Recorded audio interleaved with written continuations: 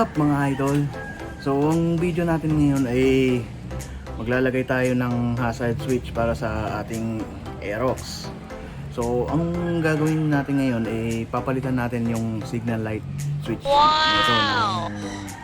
Ito yung domino na signal light switch na. So itong switch na to meron na siyang pang hazard. So syempre hindi lang ito yung papalitan natin. At the same time papalitan din natin yung flasher relay. Meron tayong nabili na ito sa Shopee na Rizoma yung brand. Kailangan natin mapalitan yung flasher relay dahil yung stock na relay ng Aerox ay siguro 9 watts or 12 watts na, di pa natin alam. Pero itong ikakabit natin ay 21 watts para kaya niyang flash nung ilaw na sabay. Kasi kung mababa lang, hindi magbi-blink yung signal light ng sabay. Kumbaga steady lang to. So kailangan natin palitan yung flasher relay. So ayan guys, samahan nyo ako sa pagkabit ng ating domino na signal light switch into hazard switch. Okay? So ito mga idol, para mapalitan natin yung itong signal light switch, syempre kailangan natin baklasin ito. Tatanggalin natin itong front panel dito sa manibela. Syempre unahin tatanggalin itong visor. Kasi para matanggal to, then meron siyang mga screw dito para mahugot natin itong sa signal light. Then sa flasher relay naman, kailangan natin tanggalin itong B pairings na to. So ang gagawin natin ay tatanggalin natin itong dalawang screw. Then huhugutin lang natin itong B pairings. Ang flasher pala ay nandito siya nakalagay banda sa loob niyan. Okay guys, baklasin na natin. So okay guys, tatanggalin na natin to. Meron itong 8 na Y wrench.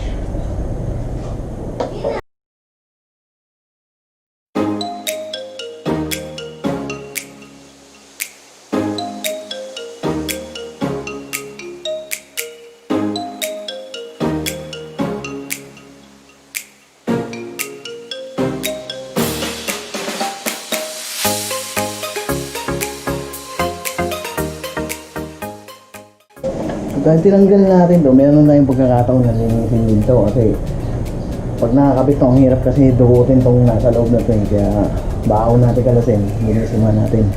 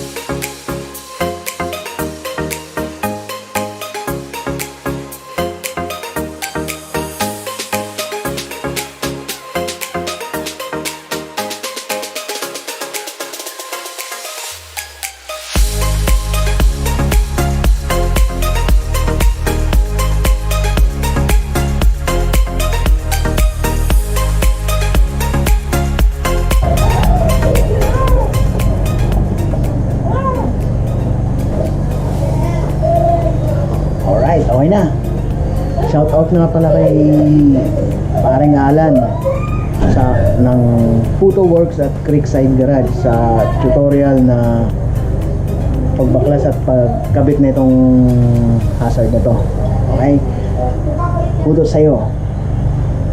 Salamat sa tutorial.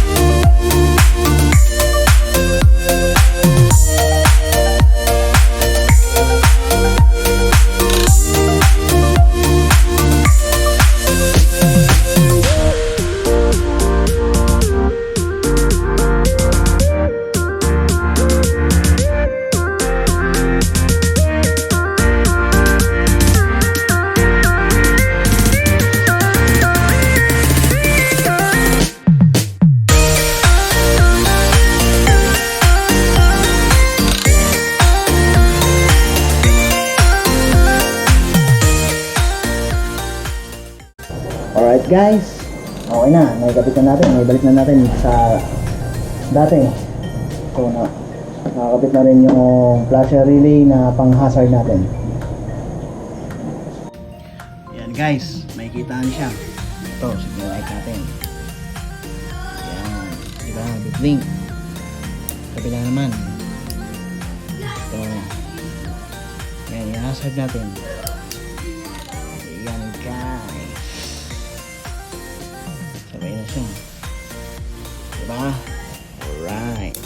Alright guys, naikabit na natin ng flasher relay na 21 watts at yung domino switch na pang hazard natin. So sa inyo nga palang kaalaman, kanina hindi ko kasi nasabi kung ilang watts yung stock. So ang stock po natin ay 10 watts ng flasher relay. So kailangan natin palitan ng 21 para pag inon nyo yung hazard, sabay siya mag-blink. Kasi sinubukan ko kanina, inon ko na sabay, hindi siya nag-blink, steadiness, parang pumipitik-pitik. So alright guys, hanggang dito na lang yung video natin. So don't forget to like, subscribe, and share. See you!